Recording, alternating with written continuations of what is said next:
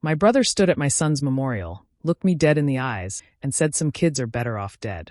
I'll never forget those words, but what came after shook everyone. Stay with me while I walk you through my story. If it reaches your heart, I'd be grateful if you could support by sharing it with others and keeping me in your thoughts. My name is Ella, and I'm a mother who just buried her little boy. My son Jacob was only 8 years old. He was my whole world. Bright eyes, messy hair, always asking 100 questions about the stars or why the grass was green. Jacob was the reason I woke up every morning, and the reason I kept going when life felt too heavy. And now, in this small town where everybody knows everybody, I stood at his memorial trying to find air to breathe while grief crushed my chest. The community had come together in ways I never imagined. Neighbors brought food, old friends I hadn't seen in years sent cards, and the church was full of people who wanted to honor Jacob. I thought, for just one day, maybe all the bitterness and tension in my family would be set aside. But I was wrong. My brother Mark was there too. Mark and I, well, our relationship was complicated from the very beginning. Growing up, Mark was the golden boy in my parents' eyes. He got praised for everything, while I was left in the background. If I came home with good grades, my mom would say, "That's nice, Ella." But if Mark so much as breathed, it felt like they celebrated him. He learned early on that he could put me down, and no one would stop him. I tried for years to keep peace, to swallow the hurt. Even when I had Jacob, Mark found ways to belittle me. He once told me I was wasting my life being a single mom, that I could have done more if I hadn't tied myself down with a kid. I ignored him, because Jacob's laugh made up for all of it. But that day, standing in the church with candles flickering and photos of Jacob smiling from every table, Mark decided to break me in the cruelest way. His words, "Some kids are better off dead," cut through the air like a knife. People gasped. My hands shook. I thought maybe I misheard him, that grief had twisted my mind, but no. He looked straight at me when he said it, with that smug look he always carried. My mom rushed to hush the moment, whispering for everyone to stay calm, but I couldn't forget. I couldn't understand why my own brother would look at me, at my son's memory, and speak such poison. In that moment, my grief turned into something else, a question, a knot in my chest. Why did Mark hate Jacob so much? Why would he dare say something so cruel on the day we were supposed to remember him with love? That day, I didn't have the answers, but deep down, I knew I would find them, and what I uncovered later would shake my family to its core. Growing up, it was always clear to me that my brother Mark was the golden child. Everything he did seemed to sparkle in my parents' eyes. If he got a B on a test, they clapped like he had climbed a mountain. If I got an A, it was barely mentioned. He was the boy they bragged about to neighbors, while I stood quietly in the background, learning how to make myself smaller, so I wouldn't be compared. Mark liked the attention, of course. He carried himself like he was untouchable, and whenever he could, he reminded me of my place. He'd laugh at the clothes I wore, call me slow if I didn't understand something right away, and make little digs that everyone treated like jokes. "Oh, Mark's just teasing," my mom would say. But it wasn't teasing, it was constant. And the older we got, the more I realized it wasn't going to stop. Still, I bit my tongue. I learned to nod and smile and keep the peace, because if I didn't, family dinners turned into wars. My parents hated conflict, and somehow, I was always blamed if one started. So, I grew into the role of peacemaker, even when it hurt. When I was old enough, I married young. I was barely out of high school when Jacob came into my life. From the moment I held him, everything changed. He was tiny and perfect, with soft skin and curious eyes, and suddenly all the neglect I had felt growing up didn't matter. I had someone who needed me, who looked at me like I was the most important person in the world. My whole life narrowed down to that one mission: give Jacob the love I never had. Mark didn't see it that way. To him, Jacob was proof I had thrown away my potential. He once sneered, "You could have had a real career, Ella, but instead you're tied down with a kid. You'll regret it." Those words stayed with me, though I never showed him how deep they cut. He treated Jacob like an inconvenience, barely acknowledging him at family gathering, making little comments that Jacob acted too soft, or that I babied him too much. I brushed it off for years, convincing myself it was just Mark being Mark. But deep down it hurt. My son deserved to be celebrated, not judged. I tried to shield Jacob from Mark's coldness, creating a world for him filled with love and encouragement. Still, I could sense that tension simmering in the background, like a storm waiting to break. And then at the funeral, it finally did. When Mark looked me in the eye and said those vile words about Jacob, it was like all those years of resentment spilled out at once. I realized his bitterness wasn't just about me, it was about my son. It wasn't just disapproval or careless cruelty. He truly hated Jacob. That thought clung to me as I stood among the mourners. Why? Why would a man hate an innocent child so deeply? For the first time in my life, I knew my brother's cruelty went beyond sibling rivalry. It was something darker, and I needed to understand it. The moment Mark's words left his mouth, the entire room went silent. It was as if the air itself froze. People who had been whispering prayers or offering hugs stopped mid-breath. Every eye turned toward him, and then toward me, waiting for my reaction. My chest tightened, and I could hear my own heartbeat pounding in my ears. My mother was the first to move. She rushed to my side, her voice trembling as she tried to smooth things over. "Mark didn't mean it that way," she whispered frantically, glancing at the guests. "He's just upset. We're all upset." She was begging me to let it go, the same way she had begged me all my life to ignore his cruelty. But I couldn't, not this time, not here. Something inside me snapped. I turned to Mark, my hands shaking but my voice sharp enough to cut through the silence. "What did you just say?"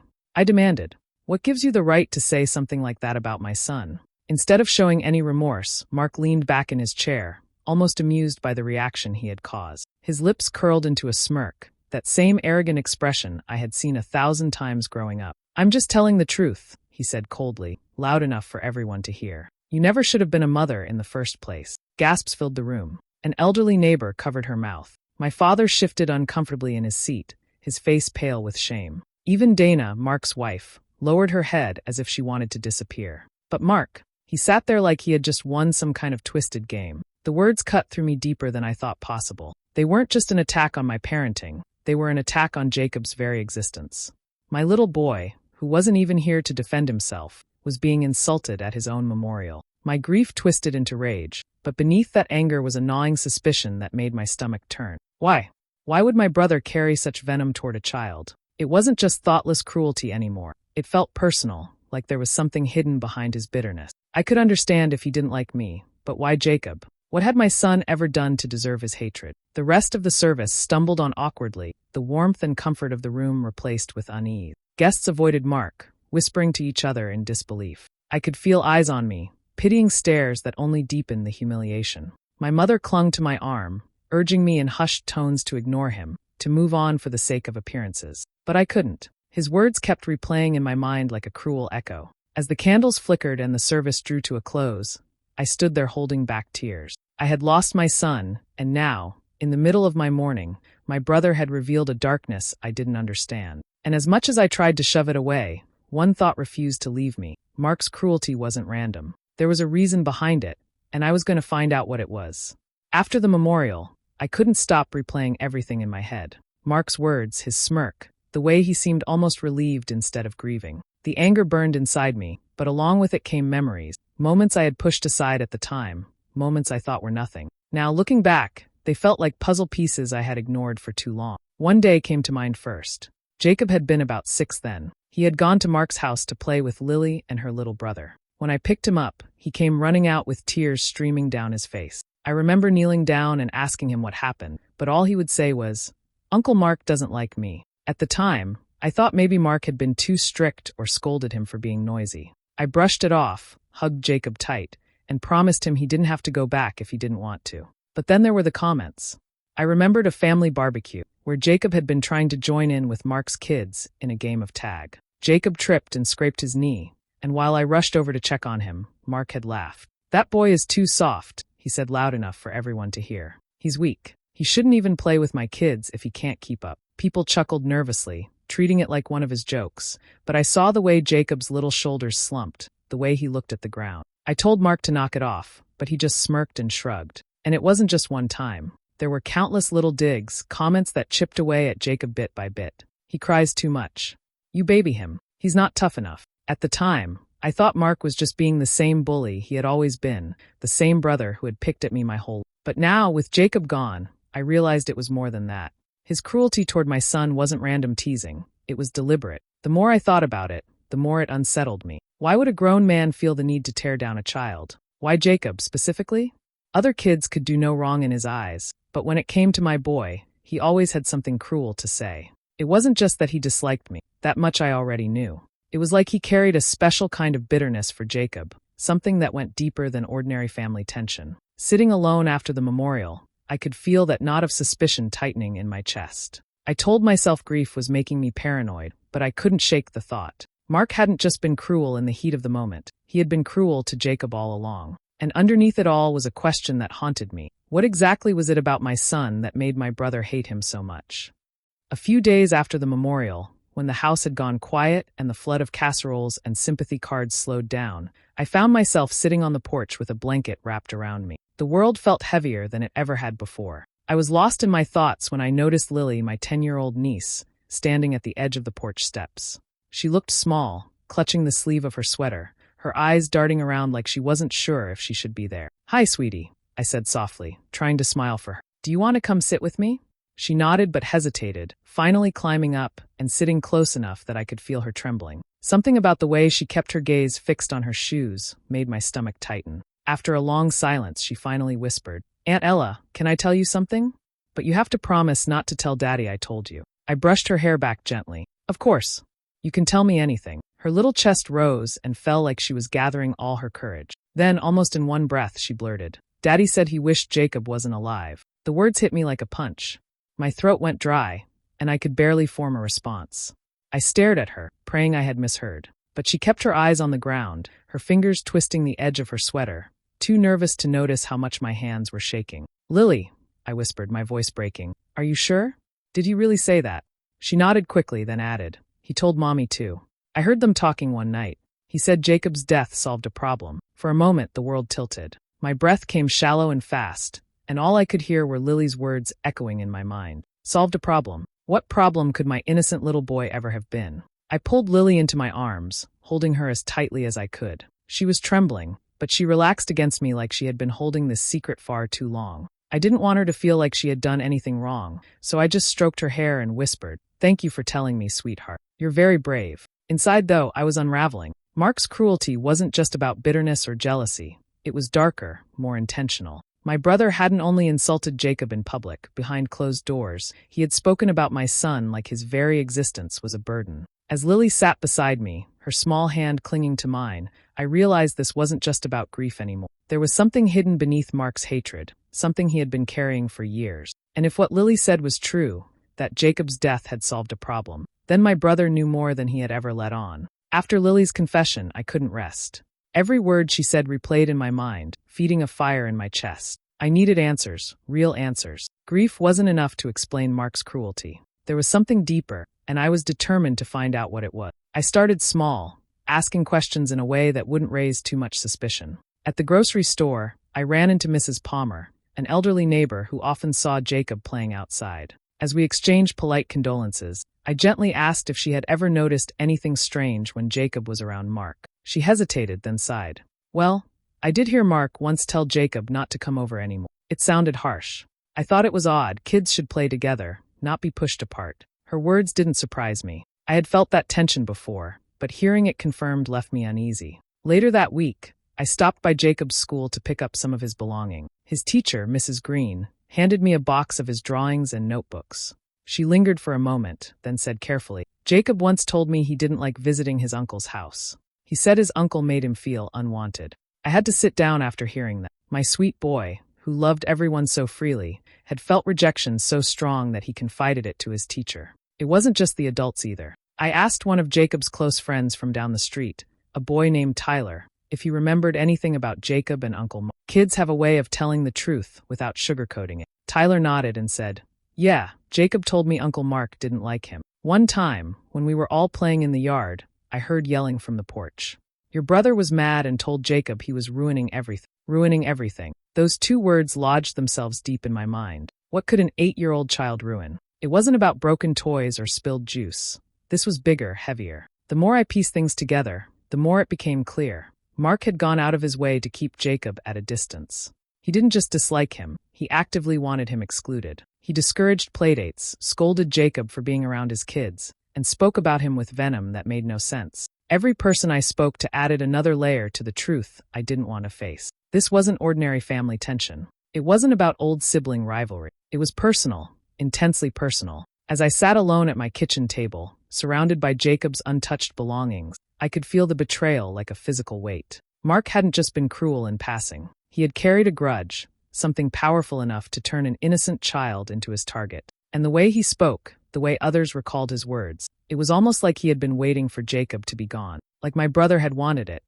I couldn't hold it in any longer. After days of piecing together fragments and hearing whispers of Mark's bitterness, I knew I needed to face someone who lived closest to him, his wife Dana. She had always been quiet at family gatherings, the type to stand in the background with a polite smile. But I had seen her eyes the day of the memorial. She looked broken, like she knew something the rest of us didn't. I drove to her house one evening, my heart pounding as I sat in the car, staring at the front door. Finally, I gathered the courage to knock. Dana opened it slowly, surprise flickering across her face. She invited me in, and we sat at the kitchen table. The silence stretched between us, heavy and uncomfortable, until I finally said, "Dana, I need to know. Why does Mark hate my son so much?" Her face paled instantly, and tears welled in her eyes before she even spoke. She tried to shake her head, mumbling, "I can't.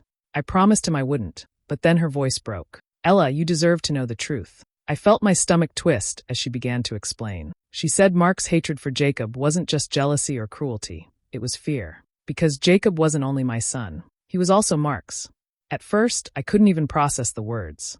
I shook my head, whispering, "That's not possible. I was with someone else back then. Mark's best friend." Dana nodded slowly. "That's what everyone believed. But Mark told me the truth one night when he was drunk. He said years ago, before you married, there was a party. You'd had too much to drink, and you weren't in any state to say no. He took advantage of that." Her voice cracked, and she covered her face with her hand. "He swore no one could ever know. But when Jacob was born, Ella, he looked just like him. I saw it. Mark saw it.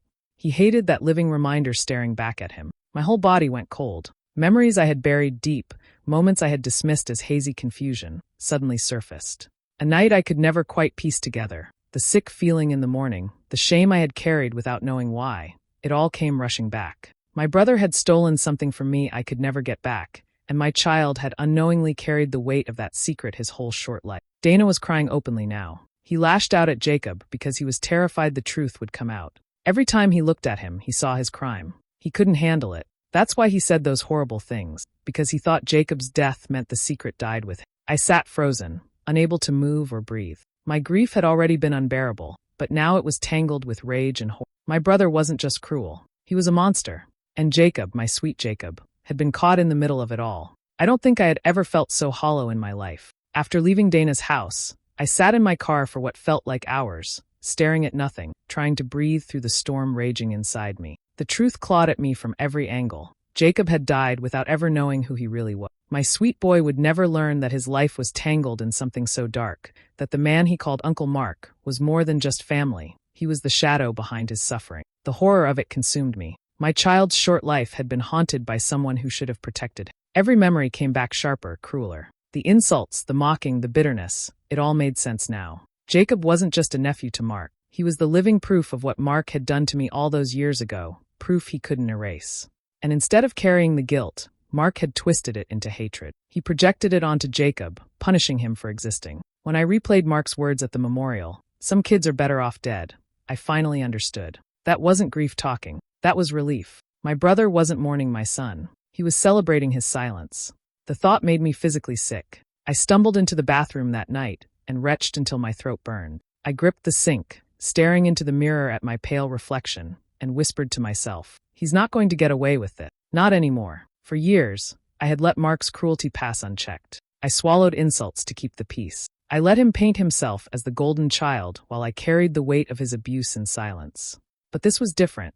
This was my son, my innocent boy who deserved nothing but love. And Mark had dared to twist his memory into something ugly. I knew then that I couldn't stay quiet. I didn't care if it tore the family apart. I didn't care if people doubted me, or if my mother begged me to keep the peace yet again. My silence had protected him long enough. Jacob's death had already stolen so much from me. I refused to let it bury the truth with him. I swore to myself that night, through the tears and the shaking, that I would expose Mark for what he really was. People needed to see beyond his polished image, beyond the golden child my parents always bragged about. They needed to see the monster hiding underneath. The path ahead terrified me. I knew it would be messy, painful, and that some people might turn against me. But none of that mattered anymore. What mattered was Jacob, his life, his memory, his truth. My brother had taken so much from both of us, but I still had one thing left to give my son: justice. And I was ready to risk everything to make sure Mark never got to hide again.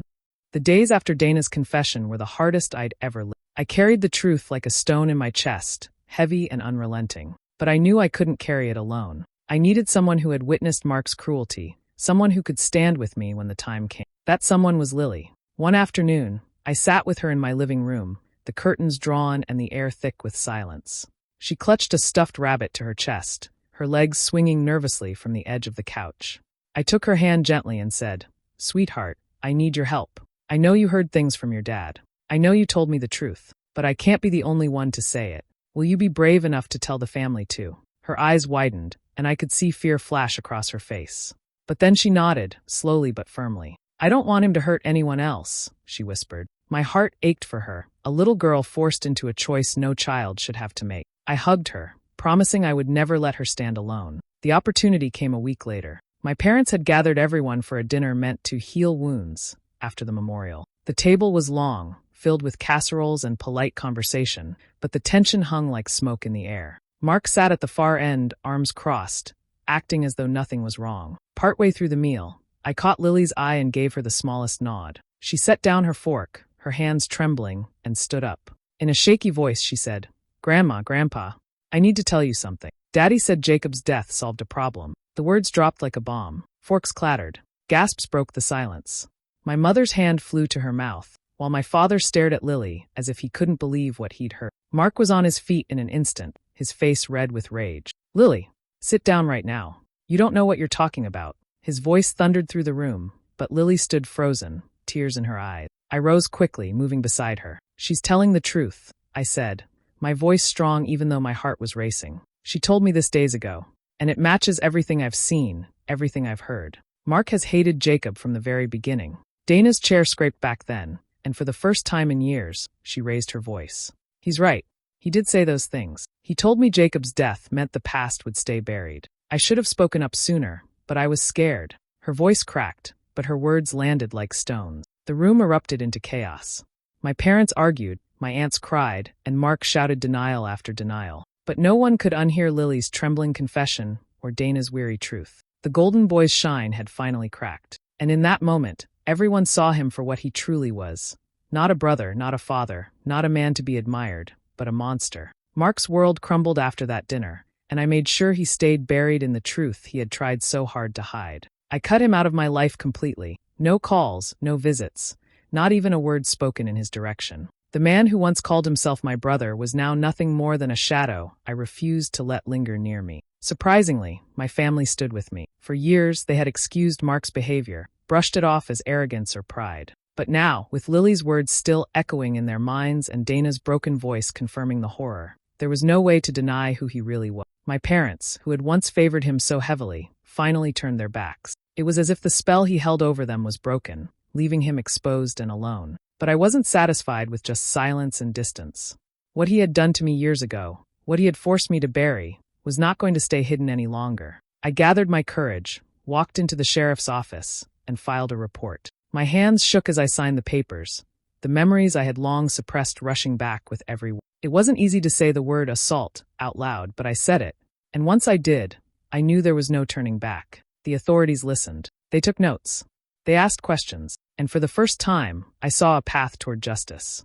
It wouldn't be quick, and it wouldn't erase the years of pain, but it was a start. Mark would finally face the weight of what he had done, not just to me, but to Jacob as well. One quiet afternoon, I walked to Jacob's grave. The cemetery was empty, the late sun painting the sky in soft shades of gold. I knelt down, brushing leaves off the stone, and rested my hand against his name. My voice trembled as I whispered, "Baby, they know now. Your truth is out there. You're not just a memory. They can't bury what you meant, not anymore." Tears slid down my cheeks, but they weren't just from grief. They were from relief, from strength I never thought I'd find. I told him about Lily's bravery, about Dana's confession, about how his story had forced light into the darkest corners of our family. I promised him that his life, though short, had changed everything. I didn't feel peace yet. Maybe I never fully would. But for the first time since his loss, I felt justice beginning to stir. And that was enough to keep me standing. As I left the cemetery, one thought burned clear in my mind. Sometimes the ones who should protect us are the ones who betray us most deeply. And sometimes it takes the smallest, purest voice, a child's voice, to bring the truth adults try so hard to bury. Do you believe Ella made the right choice by cutting Mark out forever, or should she have given him a chance to make things right? Share your thoughts in the comments. I'd really like to hear them. And if you enjoy stories like this, Make sure to hit subscribe and tap the notification bell so you'll always know when a new one is posted.